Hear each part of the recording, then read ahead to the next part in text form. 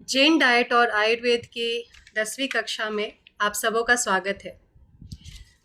आयुर्वेद सिर्फ एक चिकित्सा पद्धति नहीं है और इस बात को समझाने के लिए महाराज साहब जी ने पिछली कक्षा में आयुर्वेद के 5 नियमों या आप कह सकते हैं 5 पिलर्स पे भारी चर्चा करी।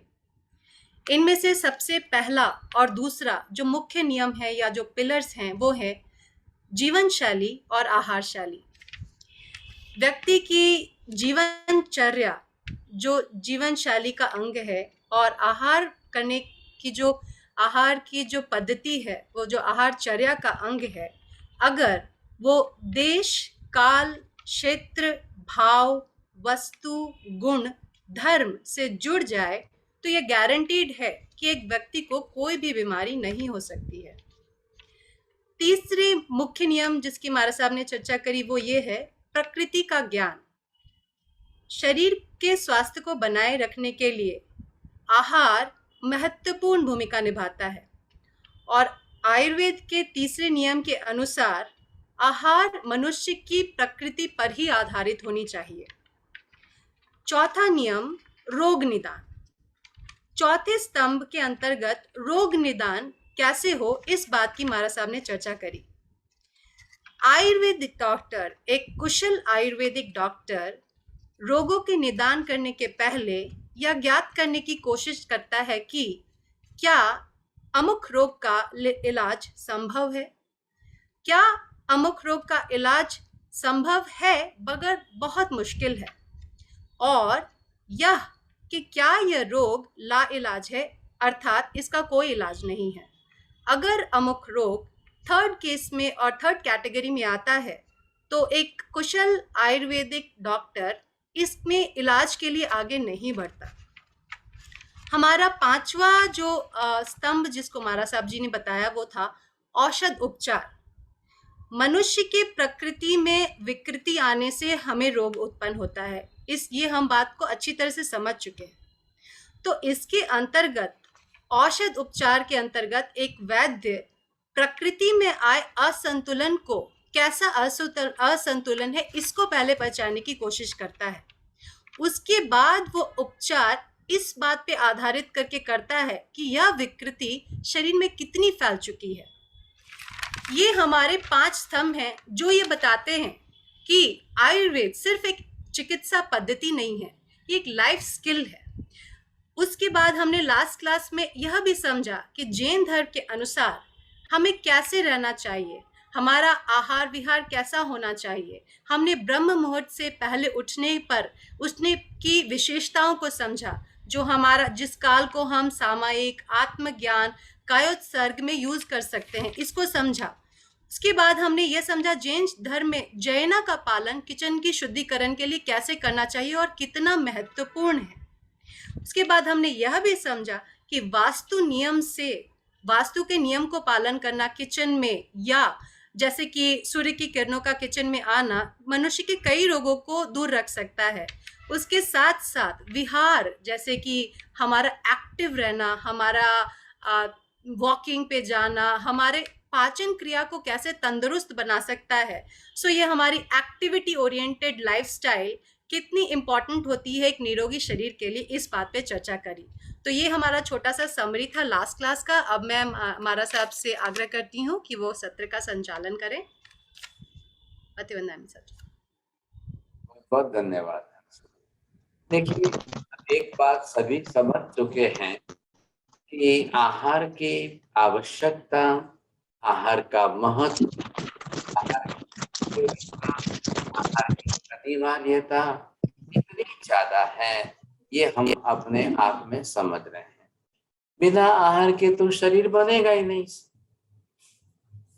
जब शरीर ही नहीं बनेगा तो शरीर टिकेगा कैसे, शरीर चलेगा कैसे। अच्छा है स्मिता जी, आप सबको जरा बोलिए कि भी अपना अपना जरा वीडियो ऑन रखेंगे ज्यादा ठीक रहेगा। दर्शकों से बहुत नम्र निवेदन है कि आप अपना वीडियो ऑन रखें और इस कक्षा को अच्छे से समझने के लिए आपके लिए ही उपयोगी रहेगा। आप ट्राई करके देखें। जी मार साहब, हम मैसेज भेज रहे हैं। जैसे हम यहाँ पर समझ रहे हैं कि पूरा आधार आहार पर है, तो आहार पर आधार है का मतलब क्या हुआ? हमारा शरीर, ध्यान रखिए, दो प्रकार के शरीर बनते हैं। एक तो जो बनेगा वो वैक्रिय शरीर बनेगा, एक बनेगा वो औदारिक शरीर बनेगा। वैक्रिय शरीर तो जो है मात्र देवी देवता और नरक के नार के जीवों का है। उनको तो हमारे जैसे रोटी सब्जी दाल चावल आहार की आवश्यकता ही नहीं पड़ती। लेकिन हमारे लिए तो अनिवार्य है। जब आहार के ही पुद्गल परमाणु में से शरीर बनता है, तो औदारिक वर्गणा के अंदर आहार योग्य पुद्गल परमाणु बहुत है। अब वही तो हमको ग्रहण करने हैं। अब आहार की प्राधान्यता जब इतनी ज्यादा है, तो आहार की कैटेगरीज, आहार का एनालिसिस, हम आहार ग्रहण करने के पहले ये निर्णय करें कि आहार की गुणवत्ता है कि नहीं है, किस गुणवत्ता का आहार है। ये मत सोचिए कुछ भी खाद्य पदार्थ है, कुछ भी खाना है, शरीर है, अरे है तो ये भी तो खाने की वस्तु है ना, इसमें क्या हो गया, ये भी खाने की चीज है, ये भी खाने की चीज है, कभी ये भी खा लो, कभी ये भी खा लो, कुछ भी खा लो, कुछ भी नहीं। साहब, ये मानसिकता नहीं होनी चाहिए। साहब, पहला निर्णय करिए। पहले निर्णय में हम दो निर्णय तो जरूर कर सकते हैं, ज्यादा नहीं तो, शुद्ध है या अशुद्ध है। अब शुद्ध की परिभाषा आप किसको कहेंगे, अशुद्ध की परिभाषा किसको कहेंगे? देश से, क्षेत्र से, काल से, भाव से, स्वनिर्मित, पर निर्मित, बाहर, रास्ते में, घर में। अब ये सब जगह पर आपको ये नियम तो लगाना ही पड़ेगा। चाहे घर में बना है लेकिन शुद्ध है कि अशुद्ध है, वस्तु घटक शुद्ध है या बनाने का तरीका शुद्ध है। वस्तु शुद्ध होते हुए भी अगर बनाने का तरीका गलत रहेगा तो भी उपयोगी नहीं होगा। वस्तु मूल घटक ही अशुद्ध है, चाहे आप उसको कितना ही अच्छे तरीके से बना लो, कोई फायदा नहीं होगा। ये मूलभूत बातें ध्यान में रखिए। अब तीसरे नंबर पर आप देख रहे हैं कि अगर इन सब में से आपको चयन करने की चॉइस का मौका दिया जाए, तो मुझे लगता है 100 में से 90% तो स्वादिष्ट को ही ज्यादा प्राधान्यता देंगे सब। अब खाने के लिए स्वाद जीभ पर आता है, जीभ से नीचे उतरने पर कोई स्वाद नहीं। एक बार इतनी सी हमारी 4 इंची की जीभ जो है, अब उससे नीचे उतर गया, फिर तो कोई स्वाद ही नहीं। अब जीभ पर रहना कितनी देर है, पेट में कितनी देर रहना है, उसका भी तो अंतर देखिए ना आप। लेकिन शॉर्ट टाइम की मेंटालिटी हमारी है, आधी मिनट तक वो जीभ पर रहे, उतने में स्वाद आ जाए, आप उसी को आहार कहने की कोशिश कर रहे हो। सबसे बड़ी भूल यहाँ हो रही है, सबसे बड़ी भूल। और पूरी दुनिया जो है इसी स्वाद के ऊपर पागल हो चुकी है साहब। अब क्यों पागल हो चुकी है? तो ये जो हमारा जीभ का एक अंग जो बना हुआ है, अब इस जीभ के अंग पर यहाँ पर कुछ उसके टेस्ट करने के, ये जो है ये पांचों रसों को ग्रहण करने के मात्र एक जीभ के ऊपर जो है, उसको हम कहते हैं स्वादेंद्रिय। पूरी जीभ स्वादेंद्रिय नहीं है, पूरी जीभ तो एक अंग है। जैसे पूरा कान एक शरीर का अंग है, उसको हम कान को कर्णेंद्रिय नहीं कहेंगे, साथ ध्यान रखिए। लेकिन जीभ जो है, तो इसके अंदर आपको मीठा कहाँ अनुभव हो रहा है, कड़वा कहाँ अनुभव हो रहा है, तीखा कहाँ अनुभव हो रहा है, और खट्टा कहाँ अनुभव हो रहा है, ये सारे रस को ग्रहण करने के जीभ के अंदर अलग अलग उसके पॉइंट्स हैं। और सभी जीव जन्म से माता के गर्भ में ही जीव तो बना करके ही साथ में लेके आते हैं। और हम पंचेंद्रिय प्राणी हैं, तो इंद्रिय वाले हैं, तो इंद्रिय धारक तो बने ही हैं। तो ये जीव अंग नहीं, शरीर का अंग है। आहार को बाएं से दाएं घुमाने का, राइट साइड से लेफ्ट साइड ले जाने का, लेफ्ट साइड से, वो उसका अंग का काम है। लेकिन उसमें रस कौन सा है, उसकी अनुभूति करके दिमाग में भेजना, मन को भेजना और अंदर आत्मा को भेजना, आत्मा फिर राग द्वेष करे उसके अंदर, वो सारा काम इंद्रिय का है, उसका नाम है रसनेन्द्रिय। तो ये हम समझ गए। लेकिन अब इसके साथ पौष्टिक वस्तु होते हुए भी स्वाद नहीं हो तो भी आहार लेना कि नहीं लेना, ये पहले समझिए। शक्तिप्रद वस्तु आहार के अंदर है, बिल्कुल जिसको आप टॉनिक बोलते हो। अच्छा, तो जो टॉनिक मतलब शक्तिप्रद देने वाला, अब वो स्वादिष्ट होना जरूरी है क्या? न हो तो नहीं लेंगे आप, क्या करेंगे सोचिए। आपने देखा है ना, गोंद होता है, गम जिसको बोलते हैं, कतीरा गोंद आता है, शक्ति देने वाला है, लेकिन स्वाद नहीं है। अब क्या करें सर, स्वाद नहीं है। मखाना देखा है ना, आप सुना है ना, मखाना जो है वो शक्तिप्रद है, लेकिन स्वाद नहीं है। अब ऐसे शक्तिशाली चीजों को लोग स्वादिष्ट बनाने की कोशिश करते हैं, तो जो प्रक्रिया करेंगे, अब जितनी प्रोसेस बनती जाएगी, तो उसकी शक्ति के परसेंटेज डैमेज होंगे कि नहीं होंगे, ये देखना है। कितना प्रक्रिया में, हाँ कुछ पदार्थ ऐसे प्रक्रिया करने में उसके गुण बढ़ जाते हैं, कुछ पदार्थ ऐसे प्रक्रिया करने में गुण नष्ट हो जाते हैं। हर एक के अंदर अलग अलग है। आप जीरा को देखो, सौंफ को देखो, जीरा भी एक आहार का ही है ना, सौंफ भी तो आहार के लिए है। लेकिन जीरे को अगर आपने छौंकने में, आपने उसको छमकने में अगर डाल दिया सर, घी तेल में जिसमें भी, अब उसकी गुणवत्ता बची कि नष्ट हुई? सौंफ को अगर आपने भून लिया तो उसकी गुणवत्ता बढ़ी कि नष्ट हुई? सौंफ को भून लेने से स्वाद बढ़ा कि गुणवत्ता बढ़ी? ये कौन समझता है? सबसे बड़ी समस्या यही खड़ी हो रही है साहब। तो यहाँ पर हर चीज के साथ आपको उसकी गुणवत्ता की मात्रा हमको देखनी है साहब, ये प्रक्रिया है। अब दूध है, दूध में गुणवत्ता है, दही है, दही में उसके प्रोटीन के परसेंटेज, कैल्शियम के परसेंटेज, लेकिन अब उसकी प्रक्रिया आप क्या करोगे, कैसी करोगे, कितनी करोगे, अब उसके गुणवत्ता के अंदर क्या फर्क पड़ेगा, ये सारी चीजें हर एक के अंदर, प्रत्येक वस्तु में, सबके अंदर है। लेकिन अन्न जो है, अन्नाहार, अनाज जो है, उसको तो हमें प्रक्रिया करनी पड़ेगी, नहीं तो रोटी कैसे बनेगी साहब। लेकिन हमारे प्राचीन काल के अंदर अन्न, अनाज में जितनी कम हो सके उतनी प्रक्रिया करते थे। और आज यंत्र युग हो गया है मशीनों के साथ, तो मैक्सिमम प्रोसेस कर रहे हैं, बस ये तकलीफ है। क्यों पहले कम से कम प्रक्रिया करते थे? एक गेहूं का दलिया बना लिया, एक ही प्रक्रिया बची, एक ही प्रक्रिया हुई तो 1% थी, तो उसके अंदर का गुण नष्ट होगा, लेकिन 90% तो बच जाएंगे ना।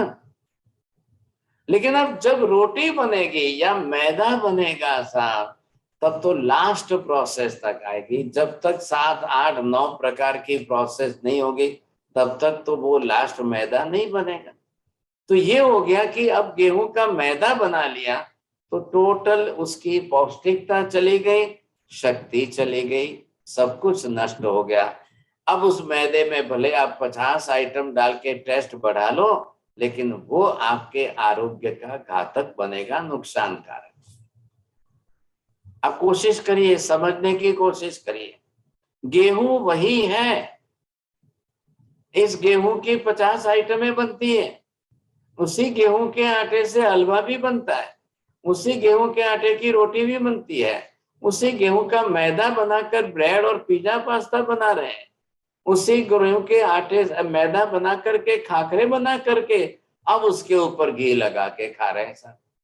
ये पूछो आप इनको, ये कौन है, रसीला बहन जी को पूछो आप। पहले तो खाखरा बना लेना और फिर उसके ऊपर घी लगा देना।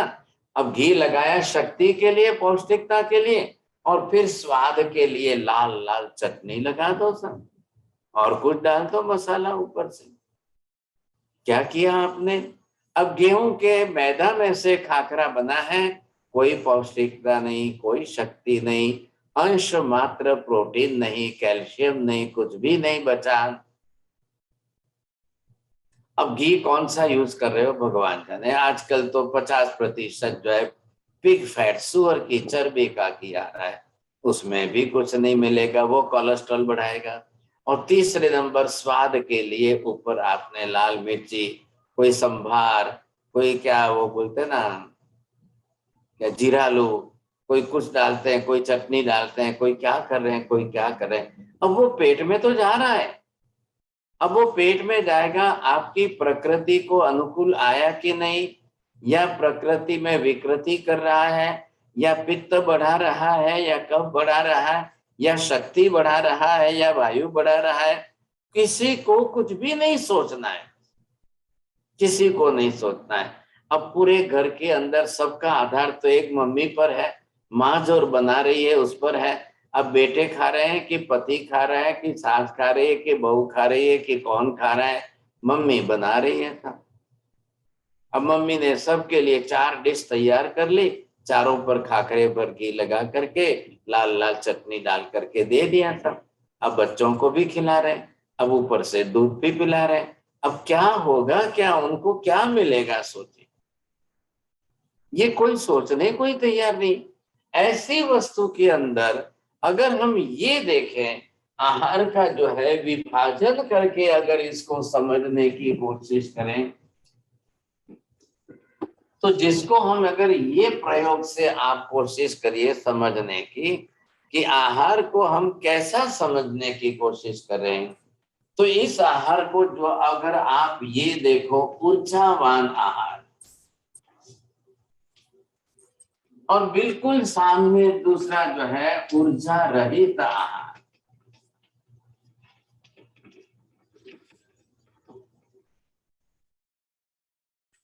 अब आप इन दो कैटेगरी में किसको किसको ला सकते हैं साहब? सीधी सी बात है, इन दोनों को आप समझने की कोशिश करिए। जिसको ऊर्जावान, उष्णता है उसके अंदर शक्ति है, उसके अंदर आपके शरीर में इम्यूनिटी बढ़ाने की क्षमता है, आपके शरीर के अंदर उत्साह बढ़ाने की क्षमता है, आपके शरीर के अंदर शक्ति प्रदान करने की क्षमता है, ऐसा आहार वो ऊर्जावान है। वो कैसा होना चाहिए साहब? वो आहार आपका एक तो फ्रेश होना चाहिए। सबसे बड़ी बात तो हो गई कि फ्रेश होना चाहिए, जिसको हम कहते हैं घर के अंदर ताजा। क्यों ताजा नाम दे रहे हो आप? तुरंत बना है, अभी उसकी उष्णता उसमें है, बॉडी टेम्परेचर का लेवल अभी तक गया नहीं है, बना हुआ है, तुरंत आप खा लीजिए, वो आपके शरीर को ऊर्जावान बनाएगा। अब कई लोग समझते ही नहीं है साहब, सुबह का चावल शाम को छौंक करके फिर खा रहे हैं। सुबह की दाल पड़ी है, वो दूसरे दिन एक बार फ्रीज में रख लेंगे, कल फिर खा लेंगे साहब, क्या फर्क पड़ता है? आज की रोटी कल पर रख करके कल खा लेंगे साहब, आज ज्यादा हो गई है, बढ़ गई है, तो रोटी कल पर रख देंगे साहब। ये गलती आपको नहीं करनी है, वो फिर जो है बासी बन जाता है। अब उसके अंदर ये आहार आपने अगर ये बासी बन गया, जिसके अंदर से ऊर्जा नष्ट हो गई, अब वो फ्रेश भी नहीं है, ताजा भी नहीं है, उष्णता भी नहीं है, ताजगी नहीं है उसमें, वो आहार फिर जिसको बोलते हैं ना बिल्कुल मरा हुआ आहार है, डेड, निरर्थक आहार है, जो आहार बॉडी टेम्परेचर पर नहीं है। मैं आपको पूछता हूं, क्या आप जो है आज की बनाई हुई चाय कल पी सकते हो? आज सुबह की बनाई हुई चाय शाम को पी सकते हो? तो फिर आज की दाल कल पर क्यों रखते हैं हम? आज की सब्जी कल पर क्यों रखी? आज की चटनी बढ़ गई, वो कल पर क्यों रखी? आज आटा गूंदा है, नहीं थोड़ा बच गया है साहब, तो वो आटा भी आप फ्रिज में रख दो, वो भी कल रोटी बना के खा लेंगे। अरे क्या फर्क पड़ रहा है, 2 रोटी ज्यादा बना लो ना, अरे कुत्ते को डाल देना भाई साहब। जो जीव दया के रक्षक है वो कुत्ता, हमारा वफादार प्राणी, वो भी तो मनुष्य के आहार पर जी रहा है। हम रोटी खा रहे हैं तो वो भी तो रोटी खा रहा है। लेकिन ये हमारे प्राचीन काल के लोगों में थे साहब, जिसको अभी देखिए स्मिता जी आप समझिए, चलो ये तो शरीर के लिए आहार, हम आयुर्वेद का एंगल, लेकिन अब जैन धर्म का एंगल क्या आया बीच में। जैन धर्म के एंगल के अंदर आपको आज की चीज कल पर बासी नहीं रहे। चलो अब आगे साइंटिफिक एंगल को समझें। सुबह की सब्जी बनी, चावल बनाए, दाल बनाए, उसको आप शाम को क्यों खाओ। तो अभी इस समय मेडिकल साइंस के अंदर जो रिसर्च की हुई रिपोर्ट आ रही है कि ये जो चावल आ रहे हैं राइस, ये चावल अब आजकल देखो बासमती चावल आ रहे हैं। आपके वहां पर आते हैं कि नहीं कांति भी, मुझे तो मालूम नहीं है। लेकिन अब मैं आपको एक बात पूछना चाहता हूं कि बासमती चावल किसी खेतों में उगते हैं क्या। जिनको थोड़ा एग्रीकल्चर का नॉलेज होगा वो बताना था। रोहित भाई गांधी, आपको तो मालूम है ना शायद। ऐसे बासमती को आपने कभी खेतों में उगते हुए देखा है। कहीं जहां पर चावल की, राइस की खेती होती है, वहां जाकर किसी किसान को पूछो भैया ये बासमती चावल की खेती है और ये बड़े मोटे चावल की खेती है, ये जो है लाल चावल की खेती है, ये ब्राउन चावल, ऐसा कोई भेद बताएंगे किसान। जी पॉसिबल नहीं है। लेकिन फिर भी कई लोग आग्रही बन गए, हमको तो बासमती के ही चावल खाना है, हमको तो बासमती के ही खाना है। अब क्या करना सर, उसको प्रोसेस की जा रही है। वही चावल जो खेतों में बनता है उसका छिलका निकालेंगे, फिर उसको व्हाइट पाउडर के अंदर मशीन प्रेस करेंगे, फिर भिगोएंगे, भिगो करके फिर मशीन प्रेस करके पाउडर चढ़ाया जाएगा, फिर प्रेस करेंगे, लंबा किया जाएगा, फिर क्या क्या प्रक्रिया उसके ऊपर होगी, तब जाकर वो बासमती बना। अब वो चावल एक बार पक गया, अब पकने के बाद 40 से 50 मिनट, मतलब 48 मिनट तक उसका टेम्परेचर जब तक है, वहां तक उसके ऊपर बैक्टीरियल ग्रोथ नहीं बढ़ेगी। लेकिन अब जैसे ही वो 1 घंटे के बाद जो है ठंडा होता जा रहा है, होता जा रहा है, अब बैसिलियस नाम के स्पेशल बैक्टीरिया की ग्रोथ उस पर बढ़ती जाएगी। अब वो ग्रोथ मल्टीपल होते होते कितनी संख्या में बढ़ेगी, असंख्य की संख्या में बैक्टीरियल ग्रोथ बढ़ते हैं। अब वो सुबह के चावल शाम को खाएंगे। अब कई महिलाएं अपने पति को जो है ऑफिस जाते हुए टिफिन देती हैं। अब वो टिफिन भर के दी तो पति बेचारे कितने बजे खाएंगे। अब वो सुबह निकल रहे हैं ऑफिस को जाने के लिए 9 बजे, पत्नी बनाएगी, तैयार करेगी 8 बजे और डब्बा देगी, उनको टिफिन देगी, लो भाई साहब जाओ। अब पति बेचारे ऑफिस में, दुकान में ग्राहक से जब समय मिलेगा, 2 बजे, 2:30 बजे, 3 बजे, जब खाएगा तब खाएगा। अब क्या गर्म रहने वाला है क्या, पॉसिबल है क्या। और कई आज के टिफिन हो गए प्लास्टिक बॉक्स हो गए साहब, एल्यूमिनियम के बॉक्स टिफिन आ गए साहब, उसमें भरेंगे।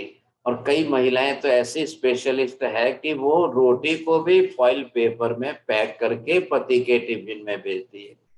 अब बेचारे पति को तो मालूम ही नहीं है, पति तो बेचारे वैसे भी कुछ नहीं समझते हैं, वो तो अपनी पत्नी पर विश्वास रखेंगे। और श्रीमती जी ने फ्रेश गरम गरम रोटी बनाकर वो फॉइल पेपर में गोल करके जो है टिफिन में पैक करके दिए, वो भी प्लास्टिक के या एल्यूमिनियम। अब पति बेचारा 2:30 बजे जब ग्राहक नहीं होंगे तब टिफिन खोल के खाएगा और वो राजी होता है। श्रीमती जी कितनी जो है सेवा करती है, अरे वाह अरे वाह। अब बेचारे पति को अगर थोड़ी सी एक 2 पैसे जितनी अक्कल होती तो वो समझता है कि ये फॉइल पेपर तो और कैंसर करने वाला है, न तो कोई गर्म रहती है न कुछ रहती है, ऊपर से कैंसर करने की बीमारी खड़ी करेगी सब। अब करना क्या साहब, लोग बोलते हैं बहुत आधुनिक बन गए हैं, बहुत काफी लोग मॉडर्न बन गए हैं, लेकिन खाने पीने की बातों में तो मुझे तो कोई मॉडर्न नहीं लग रहा है, मुझे तो मूर्ख लग रहा है। माफ करना, मुझे बोलना नहीं चाहिए ऐसे शब्द, लेकिन खाने पीने की बातों के अंदर आज की तारीख में लोग ज्यादा मूर्ख बनते जा रहे हैं। अब वो सुबह का पड़ा हुआ चावल शाम को खाएंगे। अब कुछ महिलाएं कहती है हम उसको अपने सूखे मिर्च मसाला वाला चावल करीने खा, कोई छौंक करके कैसे बना कर खाएंगे, कोई और किसी अचार के साथ खा लेंगे मसाले वाले। वो बैक्टीरिया कहाँ गए इतने सब? असंख्य बैक्टीरिया जो उस पर पनपे हैं वो कहाँ गए? अब ऐसे चावल बहुत ज्यादा गैसेस करेंगे, ओवर गैस्ट्रिक बनेंगे। आपको उसमें से कोई एनर्जी क्या मिलने वाली है? जो कार्बोहाइड्रेट के परसेंटेज थे वही, और क्या मिलने वाला है उसमें से? ऐसे प्रोसेस किए हुए चावल को खाने से आरोग्य के अंदर, शरीर के अंदर वात प्रकोप बढ़ेगा, फिर वायु की प्रकृति और खराब होती जाएगी। तब जाकर कितना नुकसान होगा इसका तो कोई पता ही नहीं लग रहा है, कोई समझ ही नहीं पा रहे हैं, समझे कि नहीं? ऐसी कई चीजें हैं। अब मान लो कि आपने जो है दाल बनाई और कल रख दी, विदेशों में तो आम बात है। वहां तो कुछ लोग तो ऐसे हैं कि शनि रवि को ही जो है रसोई बनाते हैं, बाकी मंडे ट्यूसडे वेडनेसडे फ्राइडे तक तो वो तो फ्रिज में ही रखते हैं, फ्रिज में निकाल करके जब चाहो तो गर्म करके खा लो। 8 दिन की दाल 8 दिन की सब्जी एक साथ बनाकर डीप फ्रिज में रख दो, ये क्या बात है? ऐसा ऐसा भोजन होता है क्या कभी? अब जितनी बार निकालोगे, जितनी बार खाना है निकालते जाओ, गरम करो खा लो, गरम करो, वो भी ओवन में फटाक से रख दिया, या आजकल तो सबके घर माइक्रोवेव आ गए, फटाक से रख दिया, सब हो गया, खा लो जल्दी। ये सब कैंसर के कारण बनते जा रहे हैं। माफ करना, अरुण विजय पर विश्वास मत रखना, मेरे बोलने पर विश्वास मत रखना, मेडिकल साइंस के रिजल्ट पर तो विश्वास रखो। माइक्रोवेव भी आज की तारीख में कैंसर कारक सिद्ध हो चुका है, ओवन भी कैंसर कारक सिद्ध हो चुका है। आप ये गलती कभी भी मत करिए। आधुनिकता आधुनिकता को, मॉडर्नाइजेशन को ब्लाइंड फेथ से मत स्वीकारो। ब्लाइंड फेथ से, अंधश्रद्धा से या मूर्खता से तो मत स्वीकारो। अगर आप बहुत ज्यादा समझदार है तो उसके साइंटिफिक रिपोर्ट देख करके तो स्वीकारो कम से कम। तो ये जो आहार है, अब सब्जी पड़ी है साहब, अब थोड़ा सा साइंटिफिक रिसर्च भी समझ लो। जब एक सब्जी दाल बनी है वो फ्रेश है, ताजी है, उसके विटामिन्स है, मिनरल्स है, उसके अंदर के तत्व घटक जो है वो जीवंत है, वो आपकी बॉडी को ऊर्जा देंगे, एनर्जी देंगे। लेकिन उसी सब्जी को 2 बार गर्म करो, 3 बार गर्म करो, 4 बार गर्म करो, 5 बार गर्म करो, इससे तो सारे विटामिन उसके नष्ट हो जाएंगे। एक बार जो फ्रेश बनी है सब्जी वो आप खाओ, और उसी को शाम को दूसरी तीसरी बार गर्म करके खाओ। और कई घरों में तो परिस्थितियां ऐसी है कि मम्मी या पत्नी रसोई बनाकर रखती है, अब बेटा आएगा तो दोबारा गर्म करेंगे, सास बहू जब बैठेगी तो तीसरी बार गर्म करेंगे, पति देव आएंगे तब चौथी बार गर्म करेंगे, रात को 10-11 बजे भोजन करेंगे तो 5वीं बार गर्म करेंगे। आपके दिमाग में सिर्फ गर्म खाना ही महत्वपूर्ण है, लेकिन अब वो सब्जी चौथी बार 5वीं बार गर्म होगी तो उसमें क्या बचेगा? क्या क्या बचेगा? अरे सब विटामिन तो दूसरी बार के गर्म करने में ही नष्ट हो जाएंगे, बाद में तो खाली टॉक्सिन्स बढ़ेंगे। बाद में जितनी बार गर्म करते जाओगे वो टॉक्सिसिटी उसमें आती जाएगी, वो आपको कैंसर भी कर सकते हैं, वो आपको नुकसान डबल कर सकते हैं। लेकिन अब महिलाओं के पास तर्क है, युक्तियां, तो શું કરું, આખો દિવસ જેટલી વાર જેટલા જમવા આવે એટલી વાર શું બનાવતી જ જાઉં? હું કઈ 10 4 વાર રસોઈ બનાવું, 4 વાર શાક બનાવું? હવે એ તો કઈ શક્ય છે? કઈ એવું કઈ નથી। अब आजकल तो जॉब वाले हो गए सर, महिलाएं भी जॉब करने जा रही, पति भी जॉब करने जा रहे हैं, और बच्चे को छोड़ देते हैं, वो आया बाया के पास छोड़ देते हैं। ये समस्या आ गई आज की। और कई मम्मियां तो फैशनेबल आ गई कि वो डॉग को लेकर घूमने जा रही है, और उसके बेटे को जो है आया बाया काम वाली बाई लेकर के जो, ये क्या कलयुग आया साहब, क्या कलयुग आया।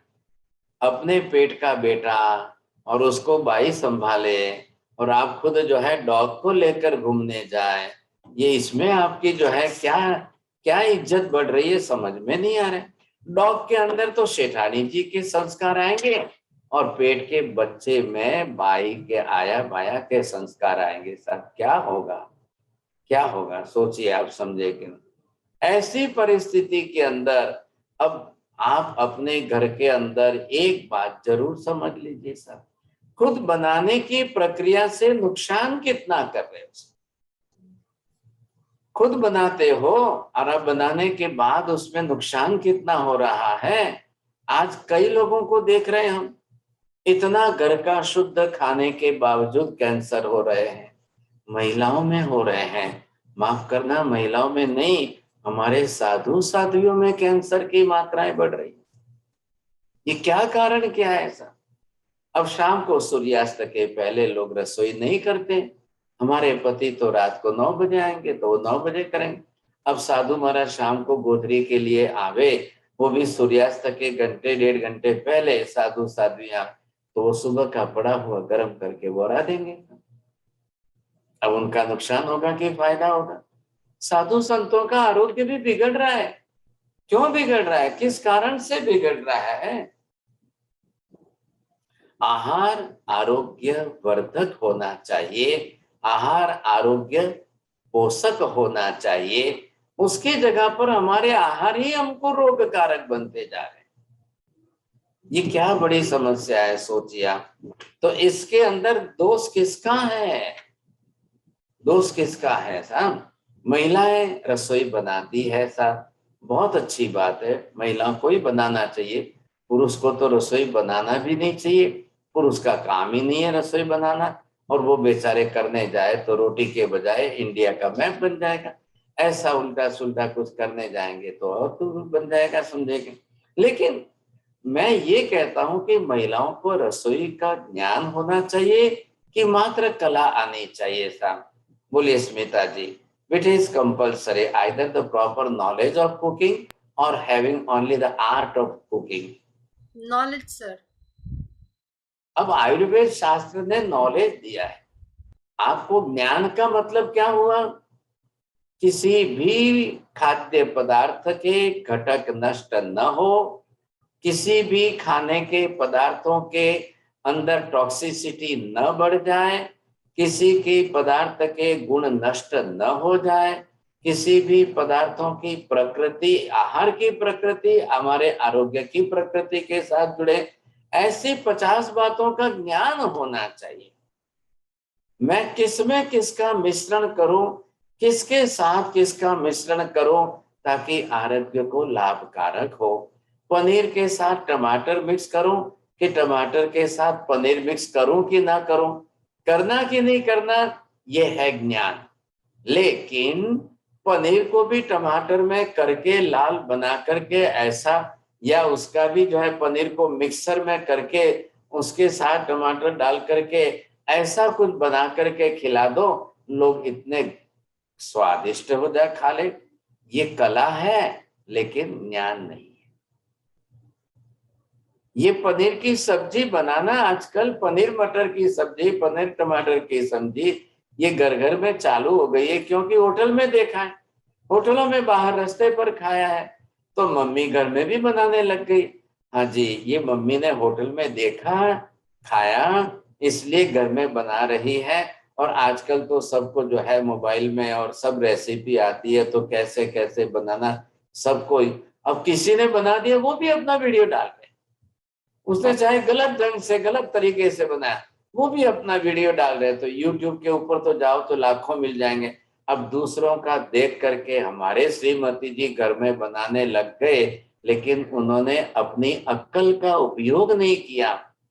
कला तो दूसरों से सीख ली। नहीं नहीं, इन्होंने देखो बहुत अच्छा पनीर को जो है उसमें मिक्सर में कर दिया और फिर उसमें टमाटर मिर्ची वगैरह डाल करके अब ऐसे बनाए, ऐसे बनाए और ऐसे सजा करके डिश सर्व किया कि लोग अंगुलियां भी चाटने लगे। तो ये क्या आरोग्य कारक आहार बनेगा? ये विरुद्ध आहार हो गया। अब आयुर्वेद शास्त्र क्या कहता है? अब देखिए, आयुर्वेद शास्त्र तो हजारों वर्षों से आए। जिस समय टमाटर था भी नहीं, उस समय जो है ऋषि मुनियों ने विरुद्ध आहार का सारा विभाग निकाल करके इन इन कारणों से ऐसे ऐसे आहार विरुद्ध आहार बनते हैं। वो विरुद्ध आहार आपके शरीर की प्रकृति बिगाड़ेंगे, रोग खड़े करेंगे।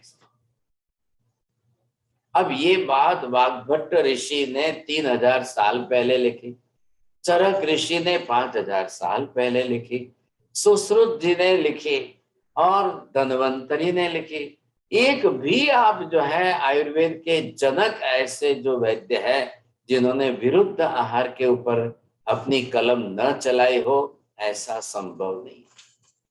और आपको सुनकर हैरानी इस बात की होगी, उस काल के अंदर सभी महापुरुषों ने, ऋषि मुनियों ने संस्कृत भाषा के अंदर श्लोकबद्ध ग्रंथ लिखे। शारंगधर ऋषि बने तो श्लोकबद्ध ग्रंथ लिखे हैं। ये वाग्भट्ट जी ने भी लिखे। हालांकि क्यों लिखे, क्यों उस समय लोक भाषा में नहीं लिखे? अरे उस समय संस्कृत ही लोक भाषा थी क्या? उस समय संस्कृत की बोलचाल बहुत बड़ी महत्ता थी, तो उस समय लिखे। चलिए कालांतर में ट्रांसलेशन हो गए। अब आज के आधुनिक काल में तो सबका इंग्लिश में और गुजराती में, हिंदी में, अलग अलग लैंग्वेज में ट्रांसलेशन मिल रहा है। सब ये अष्टांग हृदयम जो वाग्भट्ट ऋषि का ग्रंथ तो करीब करीब 10-12 लैंग्वेज में प्रकाशित हो चुका है, लेकिन लोग उसमें से सत्य समझने के लिए तैयार नहीं है। लोग उस ज्ञान को लेकर के जीवन में आचरण करने को तैयार नहीं है। ये बड़ी समस्या खड़ी हो रही। अगर एक बार मात्र, कांति भी ध्यान से सुनना, मात्र इन वैद्यक शास्त्रों के अनुसार विरुद्ध आहार का एक चैप्टर लेकर के खोल लो और उसका त्याग कर लो। बनाने में, खाने में, महिलाएं बनाने में त्याग कर दे और सभी लोग खाने में त्याग कर दे। मैं कहता हूं आज की तारीख में 50% बीमारियां पूरी दुनिया में से गायब हो जाएंगी। सैकड़ों बीमारियां गायब। सबसे पहली बीमारी एसिडिटी। एसिडिटी का मुख्य आधार ही विरुद्ध आहार है। दूसरी बीमारी स्किन डिजीज, उसका मुख्य आधार ही विरुद्ध आहार पर है। एक चीज तो बंद करके देख लो, एक चीज, ज्यादा मत समझो। विरुद्ध आहार का त्याग करोगे, मैं बताऊंगा आगे क्लास में, लिस्ट दूंगा आपको, इतनी इतनी चीजें विरुद्ध आहार कैसे कहते। अब आप तो बोलोगे हमारे यहाँ लॉजिकल वाले भी बहुत है ना, एक्सपर्ट बुद्धि वाले। अब वाग्भट्ट ऋषि के समय 3000 साल पहले टमाटर तो था ही नहीं, बना ही नहीं था। ये कहाँ से वाग्भट्ट ऋषि लिखेंगे साहब? कोई केवल ज्ञानी थोड़ी थे। लोगों ने टमाटर का नाम नहीं लिखा है, लेकिन जो वर्ण, गंध, रस, स्पर्श, स्वाद वगैरह जितने रस आदि हैं, रसवती, रसवती शब्द है ना, तो रसवती मतलब क्या? कितने रस इकट्ठे करना, कौन कौन से रस इकट्ठे करना, कैसे कैसे रसों को जागृत करना, ताकि वो रस आपकी रसना, मतलब जीव की इंद्रिय को संतुष्ट करे। वैसे आहार का नाम है रसवती, जिसका गुजराती भाषा में हमने शब्द बनाया रसोई। अपभ्रंश हो गए ना। वो अपभ्रंश रसवती से बनते बनते बनते बनते आज हम अपभ्रंश अपनी अपनी लैंग्वेज में सब बना रहे हैं। ठीक है, अब उसके नाम पर दे दिया रसोई घर, नाम दे दिया। अब आप अंग्रेजी में किचन कह दो, तो इसका मतलब ये थोड़ी है कि कुछ भी किसी के साथ जोड़ते जाओ। बनाने का नाम कला, कला का मतलब ये नहीं है कितने भी आइटम किसी के भी साथ कुछ भी मिक्स करो, ये हो गई कला क्या? ऐसा नहीं होना चाहिए साहब। आजकल सिखा रहे हैं लोग, वो बोलते हैं नहीं नहीं इसमें अंदर जो है चीज, फिर बोलते हैं पनीर, चीज डालो, पनीर भी डालो, टमाटर भी डालो, प्याज भी डालो, लहसुन भी डालो। अरे क्या कर रहे हैं सब? किसका किसके साथ क्या विरोध हो रहा है? किसके साथ केमिकल रिएक्शन क्या होगा?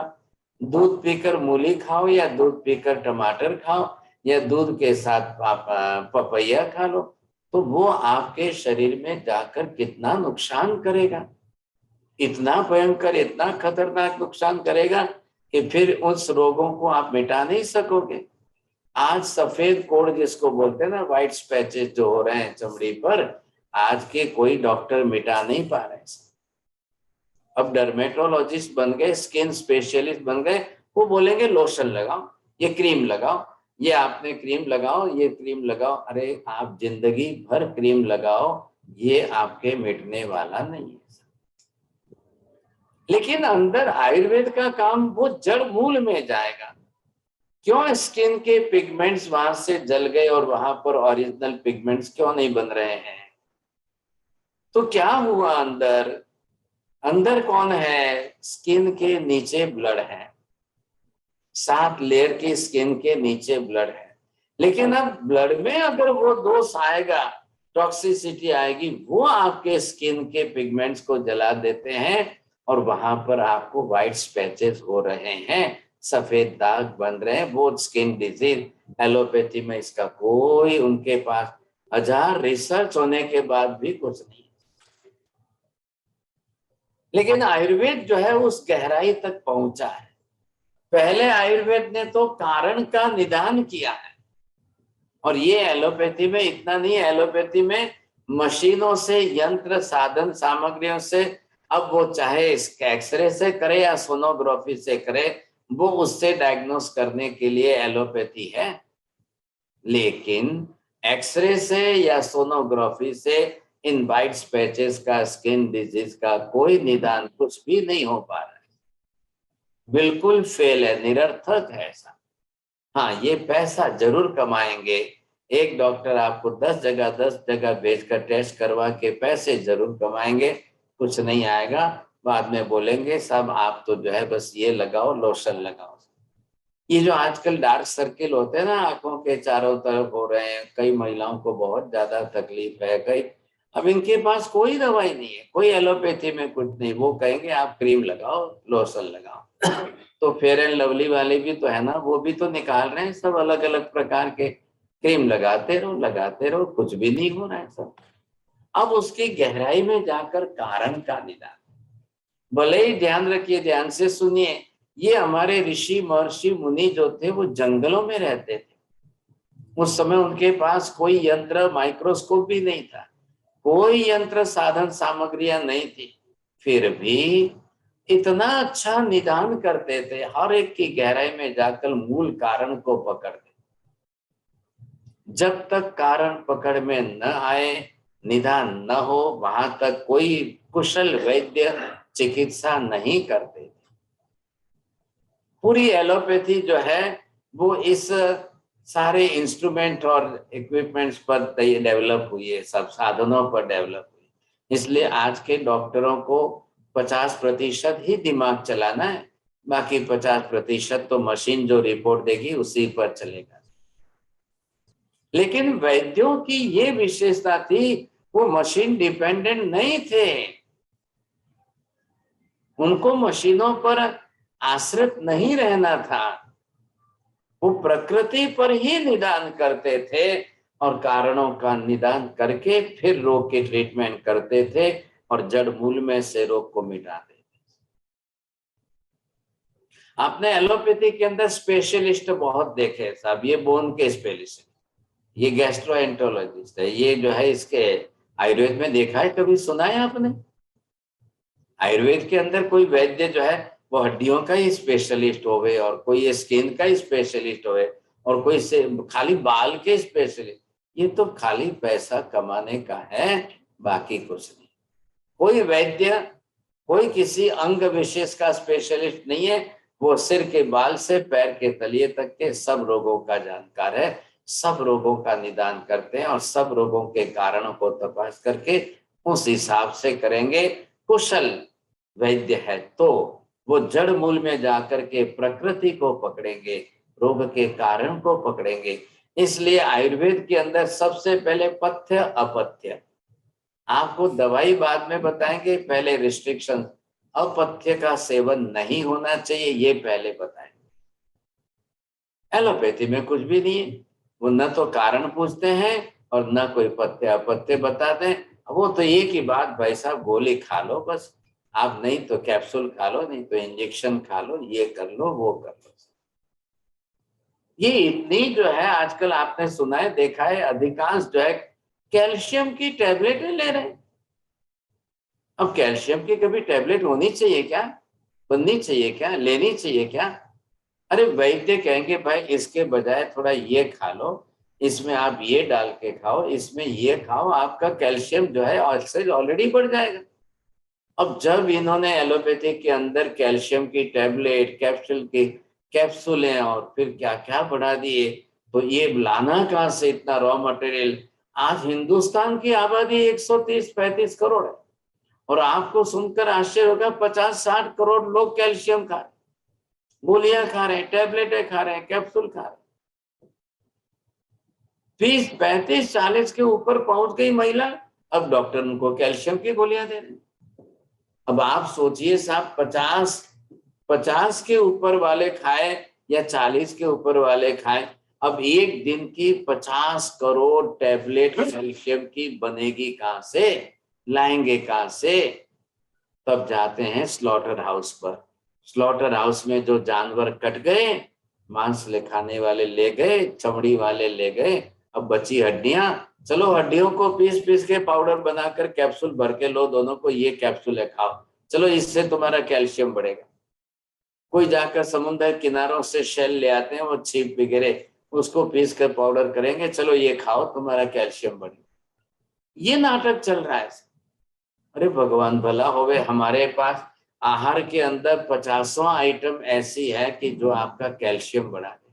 अभी मैं इनको बोल दूं साहब, ये कौन है, संतोष जी है, अगर मैं इनको बोल दूं कि आप तो खाली मेथी खाओ कैल्शियम बढ़ेगा, अभी मुंह बिगाड़ देंगे। ये हमारे Meena ji, she is in New York है, either she may be knowing or not, I don't know that what is methi. Meena ji, have you seen that methi or not? Do you know it? फेनोग्रीन जो है, do you know it about और not? खाई भी है कि कभी नहीं? हाँ ठीक है, चलो इंडिया से गए हैं तो कभी वो कढ़ी के अंदर 2-4 दाने डाल देते होंगे बस। ये कांति भाई को पूछो, मुश्किल से कढ़ी में कोई 2-4 दाने डाल, बाकी तो लोगों ने, ये मॉडर्न जो आज की नई मम्मियां जो आई है, नई बहुएं आई है, तो वो तो मेथी को टच भी नहीं करना चाहती, बिल्कुल नहीं सर, नहीं नहीं नहीं, अरे कढ़ी कड़वी हो जाए। अब ये कढ़ी में मेथी न डाल करके खाने का परिणाम ये आया कि कैल्शियम खत्म हो गया।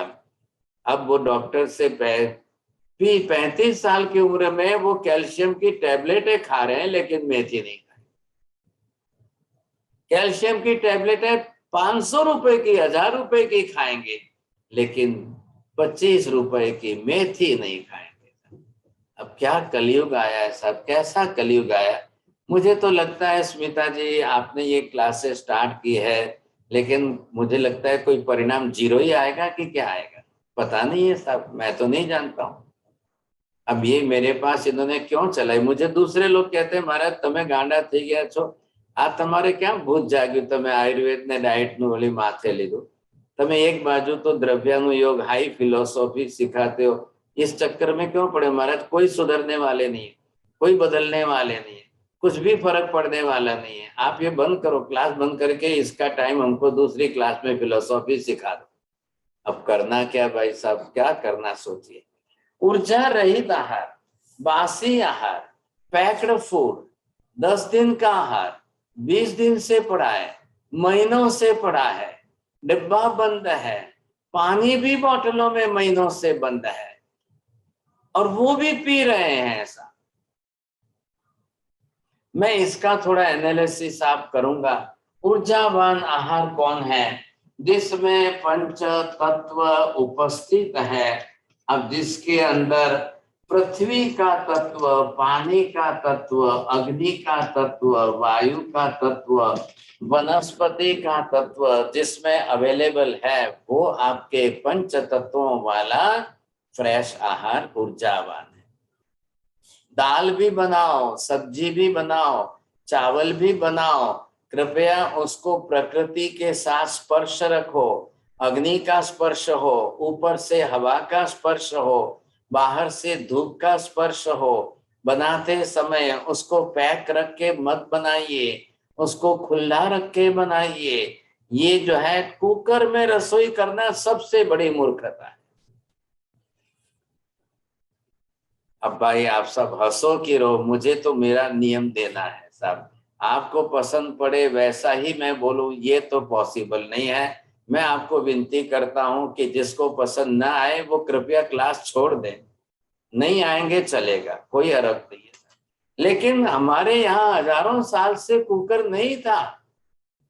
टोप के अंदर दाल बनती थी, दाल खुली रहती थी विद द नेचर। उसको बाहर की हवा भी लगनी चाहिए और बाहर की धूप भी लगनी चाहिए, ताकि उस और दाल बनाते समय जो फेस ऊपर से आता है, वो समझदार महिला है जिसको नॉलेज है, वो एक बार दो बार चम्मच से वो फेस निकाल दे।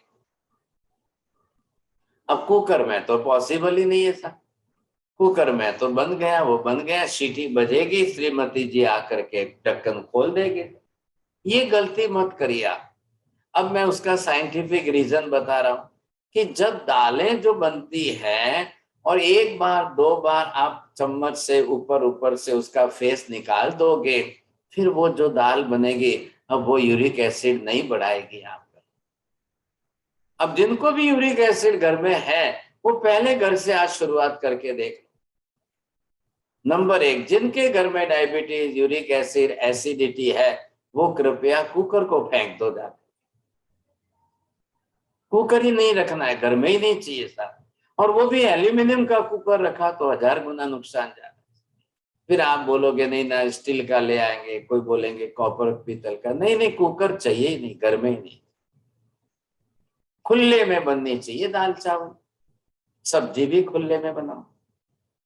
जब तक गैस पर है वहां तक आप उसके ऊपर ढक्कन नहीं रखो। अब गैस के ऊपर से नीचे उतर जाए, बन चुका है, अब आप जरूर ढक्कन रखिए। अब उसको ढक्कन रखिए और घर के अंदर नियम बनाओ, जैसे ही रसोई बन जाती है, ज्यादा से ज्यादा 20-30 मिनट 40 मिनट में सबको भोजन कर लेना। फ्रेश रसोई बन गई, अब सब लोग कर लो भोजन। हर महिलाएं घर में जो जानकार है, वो पहले चावल बनाएगी, दाल बनाएगी, फिर सब्जी बनाएगी और फिर रोटी बनाएगी। तब आपको बोलेगी चलो बैठ जाओ। तब एक एक रोटी गरम गरम आपकी थाली में आती जाएगी, दाल भी गरम है, चावल भी गरम है, सब्जी भी गरम। इतना तो गरम खाना ही खाना है, वो ऊर्जा वाला आहार है हमारा। और अगर आपने नहीं खाया, मैक्सिमम 48 मिनट, जिसको हम 2 घड़ी का टाइम देते हैं, उसके बाद आप खाओगे, वही आहार आपके वायु को बढ़ाएगा। और वही आपने 20 मिनट के अंदर खा लिया, वो आपकी वात प्रकृति को मिटाएगा।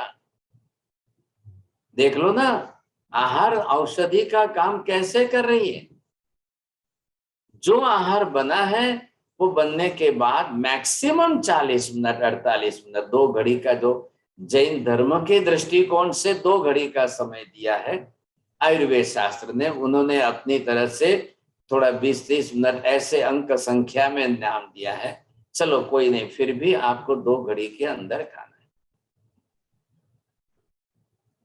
अब आपको देखिए, ऊपर से आपकी वात प्रकृति मिटेगी, वात प्रकोप नहीं होंगे। और जैसा ही आपने आहार बनने के 2 घंटे के बाद या टिफिन ले जाकर ऑफिस में खाया, या बाद में बच्चों को स्कूल में टिफिन लेकर के भेजा, वो उनको और गैस्ट्रिक प्रॉब्लम बढ़ाएंगे। अब उनकी तबीयत बिगड़ेगी, अब उनकी धीरे धीरे वात प्रकोप की प्रकृति बनती जाएगी। ये ध्यान रखना है आप। अब ये वाला आहार जो है ऊर्जा रहित आहार, अब ये ब्रेड भी बन गया तो वो भी 10 दिन से तो मॉल में पड़ा है। पिज्जा बन गया, ब्रेड बन गया, 50 आइटमें बन गई, वो तो पैक बनी है और पैकिंग होकर के 10 दिन से 20 दिन से पड़ी है साहब। अब वो रास्ते चल के कभी भी लाओगे, कभी भी खाओगे। इससे तो बड़ी मूर्खता और क्या हो सकती है साहब। अब एक बनी हुई चीज को अगर इतने लंबे टाइम तक रखना है तो पेस्टिसाइड डालेंगे। अब मैंगो का जूस, अरे भाई साहब, अब भी जाओ बाजार में, अभी मैंगो लाओ खा लो। अब मैंगो का जूस आपको 1 साल पहले का पीना, 6 महीने 4 महीने 12 महीने पहले का मैंगो का जूस। ये टोमेटो केचप जो है, अब वो केचप बनाया उसको 12 महीने रखना है। तो फिर तो वो पेस्टिसाइड और फिर क्या क्या डालेंगे तभी बचा सकेंगे, नहीं तो नहीं पॉसिबल। फिर तो वो कैंसर करेगा ही करेगा, निश्चित कर। आज की साइंस की रिसर्च देख लो, पूछो जाकर साइंस को। और हर देश के अंदर अब यही ज्यादा बढ़ता जा रहा है, पैक्ड फूड आ रहा है, पैकेजिंग सिस्टम आ रही है।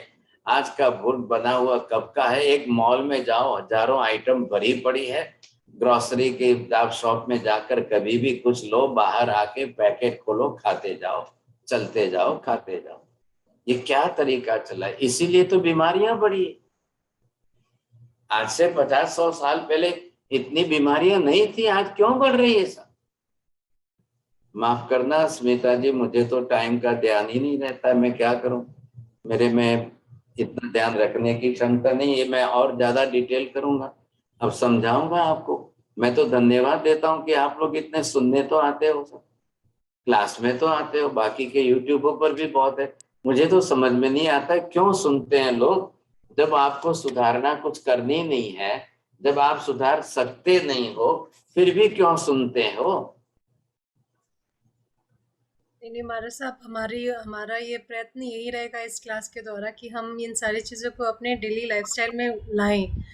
तो बहुत बहुत धन्यवाद आज के सेशन के लिए मारा साहब। क्या दर्शकों से कोई किसी का कोई प्रश्न है तो आप हैंड रेज कर सकते हैं, हम 2 मिनट का समय लेंगे।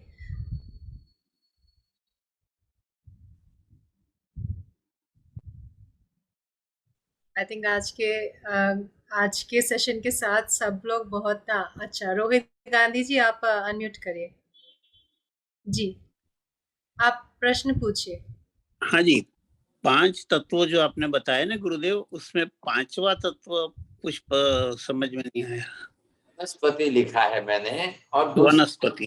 दूसरे लोग आकाश कहते हैं। वनस्पति तो वैसे ही आहार में है, आकाश कहते हैं। इसलिए हमने कहा कि भाई खुला रखने का प्रयोजन ये है, समझे कि नहीं? आकाश का जी स्पर्श होना चाहिए। ये आयुर्वेद शास्त्रों ने इसके ऊपर चिंतन किया है। ये मैं विषय थोड़ा विस्तार करूंगा, तो उसका फायदा नुकसान कितना बड़ा है ये देखना है हमको। अब जी आज जी लोग ला करके फ्रिज में भर दिया साहब। अब उनको क्या बोलना, कैसे, कौन सा स्पर्श, किस तत्व का स्पर्श हो रहा है? और वो अपने आप को बिल्कुल एक्स्ट्रा ऑर्डिनरी मॉडर्न कहते हैं साहब। एक लड़की की शादी होने वाली थी, तो वो उनके घर देखने गए। इनके घर में तो फ्रिज नहीं है। उस लड़की को मना कर दिया, तो शादी नहीं करूंगी साहब। अब उसको पूछो कि भाई तुमको लड़के युवक से शादी कर दी कि फ्रिज से शादी कर दी? करनी है। अब क्या करना? आखिर उन लोगों ने परेशान होकर के नया फ्रिज खरीदा, और वो बोलते हैं ना, शादी के मंडप में फ्रिज लाया, व्हील लगाए, और उस लड़की के पीछे रस्सी बांधकर खींच के उसको भी, फ्रिज को भी 7 फेरा करा दो भाई। और उसने अनाउंस कर दिया कि ये लड़की युवक से शादी नहीं कर रही है, फ्रिज से शादी कर रही है। अब क्या बोलना, मैं ऐसी बातें बोलूंगा तो आपको हंसना आएगा, सोचिए। हाँ जी, बोलिए नितिन। नैना सिंघवी जी, आप अपना प्रश्न पूछिए। मथेन वंदा में मारा साहब, मेथी का उपयोग कैसे करना चाहिए? किस तरह से मेथी को खाना चाहिए? आप सुबह भिगो के रख दो और 2 बार भोजन के साथ में खा लो, 1 चम्मच बहुत हो गई। अच्छा, धन्यवाद। आई थिंक मारा साहब, यहाँ पे हमारी सारे प्रश्न खत्म होते हैं और हमारा समय भी हो चल रहा है, तो आप क्या गया तो सेशन को विराम देंगे। बहुत अच्छी बात है, धन्यवाद। नमो हरियंताणम, नमो सिद्धाणम, नमो आयर्याणम, नमो वज्रायाणम, नमो लोहि सर्वसाहुणम। एषु पंच नमोकारो सर्व पापप्रणाशनो, मंगलानं च सर्वेसिं परमं हवै मंगलम्। मंगलम भगवान वीरो, मंगलम गौतम प्रभु, मंगलम स्थूलिभद्राद्या, जैन धर्मोस्तु मंगलम।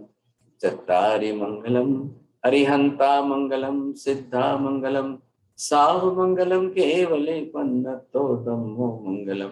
चत्तारि लोकोत्तमा, अरिहंता लोकोत्तमा, सिद्धा लोकोत्तमा, साहु लोकोत्तमा, केवली पन्नतो धम्मो लोकोत्तमो। चत्तारि शरणं प्रव्रजामि, अरिहन्ते शरणं प्रव्रजामि, सिद्धे शरणं प्रव्रजामि, साहु शरणं प्रव्रजामि केवले पन्नतं धम्मं शरणं प्रव्रजामि सर्वमङ्गलमाङ्गल्यं सर्वकल्याणकारणं प्रधानं सर्वधर्माणां जैनं जयति शासनम्।